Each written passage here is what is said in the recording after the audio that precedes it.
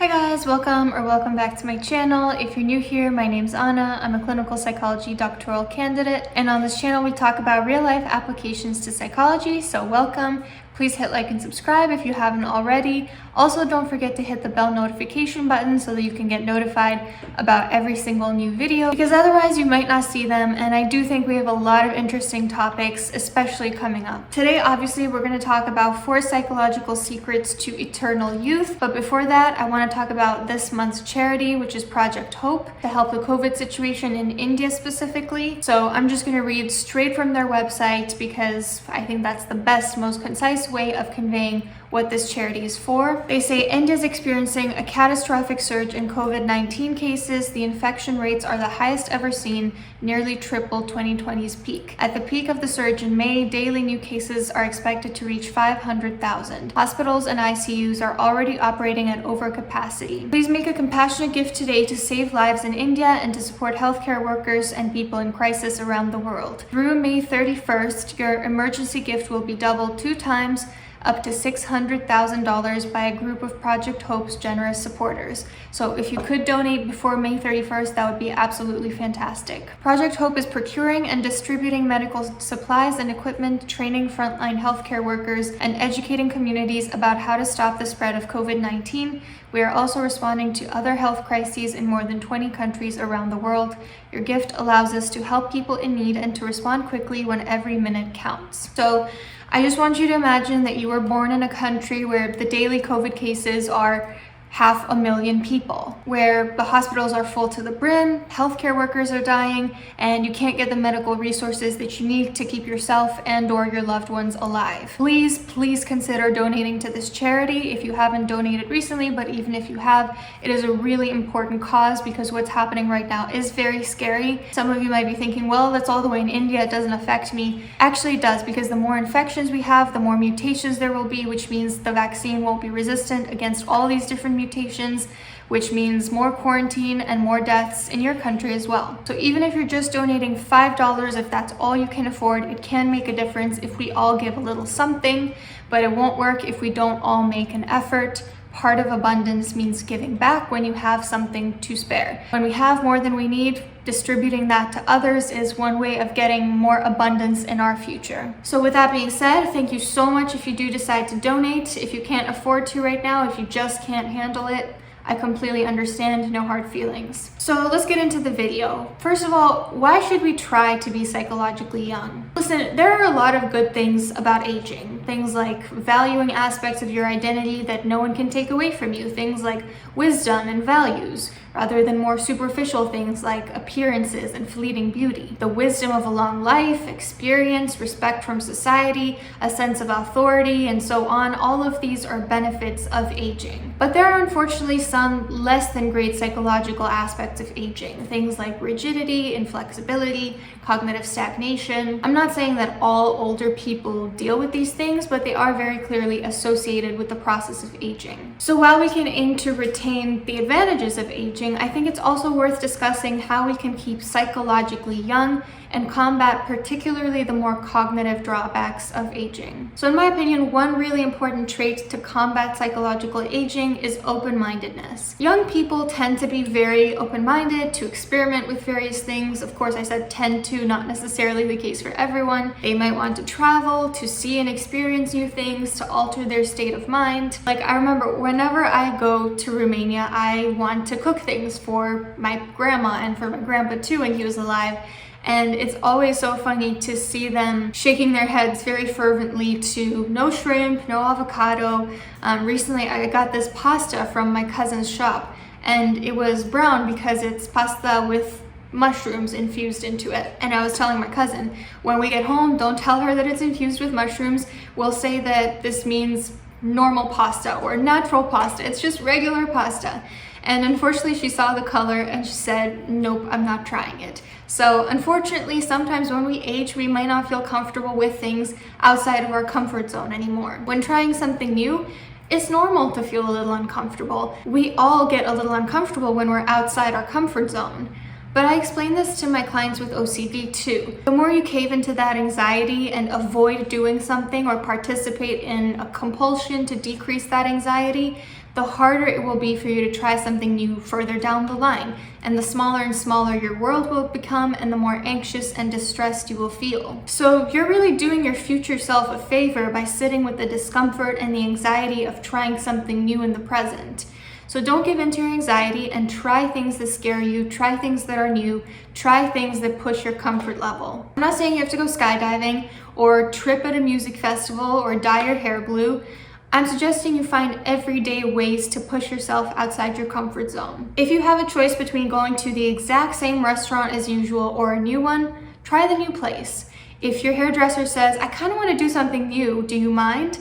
Say, yeah, go for it. If you have a Monday off of work, don't convince yourself to just stay in and relax, but go on that weekend cabin trip that you've been justifying putting off. If you usually go to bed at 10 and your friends are asking you to stay up and watch the sunrise, just stay up for once. If you feel like your life is starting to stagnate, move across the country. Open-mindedness also means keeping an open mind toward other people's lifestyles. So there's this stereotypical image, which I know is absolutely not true of all geriatric people, that they can be very judgmental towards people who choose to live their life differently from them or in a way that they're not used to. So keeping an open mind also means being open to the possibility that you're wrong, that the person in front of you has something valuable to teach you, that your values are not necessarily everyone's values. Like, for example, there are some people who get very heated when others don't value health in the same way that they do. When I was a kid, I remember I went to the pediatrician who started practically yelling at me when I told her I don't enjoy exercising.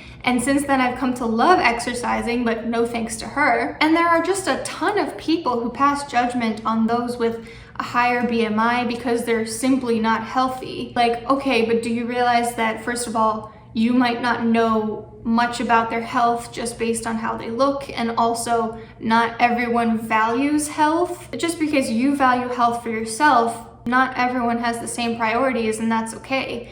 It's about seeing the world in the humility of someone who knows that their perspective is not the universal perspective. And in every single generation, people always say, young kids or this new generation, they've gone too far. The society's headed downhill. First it was Madonna, who was absolutely raunchy. Then Britney Spears, who was too provocative. Now Cardi B is just so vulgar. Each generation will find something to be shocked about, and we realize further down the line that it was never something that scary or society ruining in the first place. We'd be much better off if we just took it lightheartedly, saying, oh yeah, Cardi B's very comfortable showing off skin, and that would have been considered crazy in my time, but yeah, she should do whatever she wants. And laughing about it instead of shaming the new generation and their interests or fear-mongering about the direction the world is going in. So that's the first secret to psychological youth. Trying new things, doing things even if they scare you a little, not judging others, and staying humble in your mindset. Number 2, adaptiveness. The way I define adaptiveness is how well a person is able to adjust to new circumstances or a new environment and to start to quickly thrive in it. This can also be understood as flexibility in this context, which is the opposite of rigidity. Rigidity being unable to change your ways, unable to see things in a different light or to do things differently. I think a really good example of adaptiveness is my cousin. He used to make these huge events for a specific audience, but obviously that had to be put on hold because of COVID. But did he sulk at home and count the days until he can host another giant event? No. Did he wallow in self-pity? No. Did he think of himself as too proud to find something else to do? Of course not. He found several other ways of getting income, branched out, did things that were new to him that maybe he would have never discovered before that he realized he really enjoys. Adapting to new circumstances becomes very difficult for us as we age. Any change in the environment, such as moving into even a new bedroom or a new house or a senior living facility, can be incredibly destabilizing and distressing for older populations. So another way of maintaining psychological youth is to understand the very inevitable fact that things are going to change whether we like it or not, and that we have the choice to either crumble under the stress or adapt to the new circumstances. I'm not talking solely about changes in the physical environment, such as having to change your living space. I'm talking about adapting to changes at work, like if a new boss comes in and starts to completely change the way you work, or in your relationship, if your partner needs to move to France for 3 months, or in your friendships, if a friend is telling you something is no longer working for them, or with family, such as an unexpected illness in the family and that family member suddenly needing more support. There are a lot of different changes in every aspect of our lives that can arise at any given moment. So how can we keep an adaptive attitude in life? Like I said, the first step is to accept the reality that things will change. The second step is to figure out what you need to change as a result of those circumstances. And the third step is to figure out how you can incorporate those changes in your life while maintaining the things that are important to you. For example, if your company is downsizing and they need to cut your salary, figuring out how to budget and be a little more careful with your money and do the bare minimum needed at work for a while you're looking for a better job for the future. Do what you need to do for a little while, but also seek out better opportunities for yourself. Adapt to the situation and find ways to make the situation work for you better. Number 3, continued growth and learning. A lot of times we see elderly people as wise and they have a lot of accumulated knowledge over the years. But honestly, there's little wisdom without continued learning. People might have learned a couple insightful or even brilliant things, but if they don't supplement those by actively seeking out new knowledge, it's just like a broken record playing the same things over and over. This is why studies show that more seasoned therapists are not necessarily better than newer therapists. You have to stay up to speed with interventions, new studies, new findings, new techniques. Otherwise, you're just using the same 3 interventions that have been found to maybe not be as effective as what's discovered recently. A good example of an older person who does like to continue learning is my grandma. She always takes notes on these guest speakers on TV. There's this parapsychologist that comes on, and she always asks me what a parapsychologist is.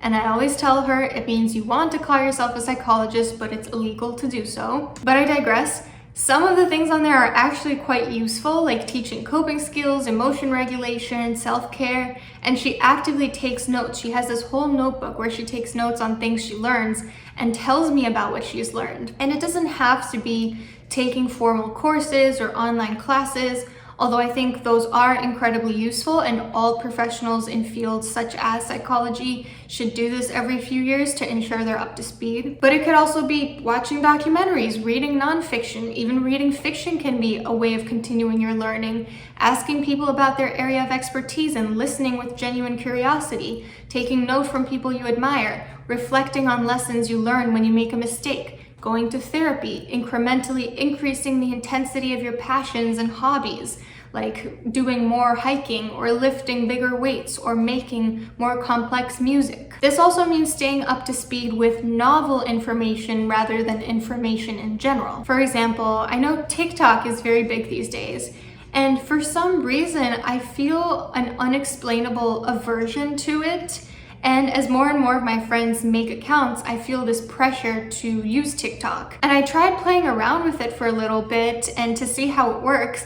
And it's honestly very complicated to me. I'm actually very bad with technology. My boyfriend always ironically jokes that this channel should be called On a Technology. And I think if I'm like this now, I definitely would have been one of those people in our grandparents' generation going, what is this interweb thingy? You kids these days know how to use all these complicated things. How do you turn on Google? So the point is, don't be like me. Don't feel an aversion to new things that scare you, things that initially seem too new and too scary. Throw yourself into them, get good at them, get as good at them as the youth these days, because it's a really valuable skill. I think another example is my math teacher in high school, who was Romanian actually, and I loved her. We were still very good friends. She was always very up to speed on what the new generation's like because she was around those new generations.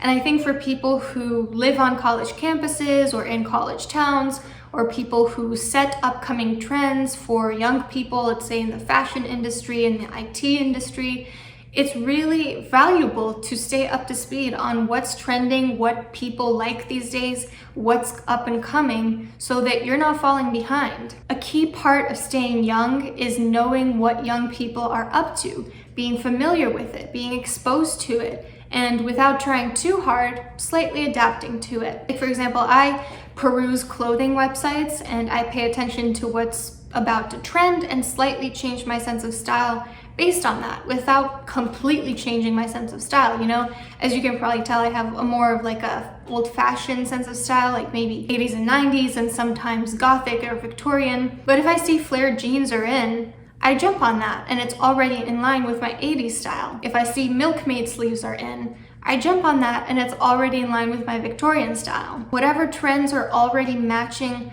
what's authentic to you, jump on those. So the third secret is continued growth and learning. So those were my 3 tips for how to stay psychologically young. What other psychological secrets do you use or plan to use to stay youthful in your mindset? Let me know in the comments below. Again, please consider donating for today's very important cause. Don't forget to hit like and subscribe, and I'll see you soon.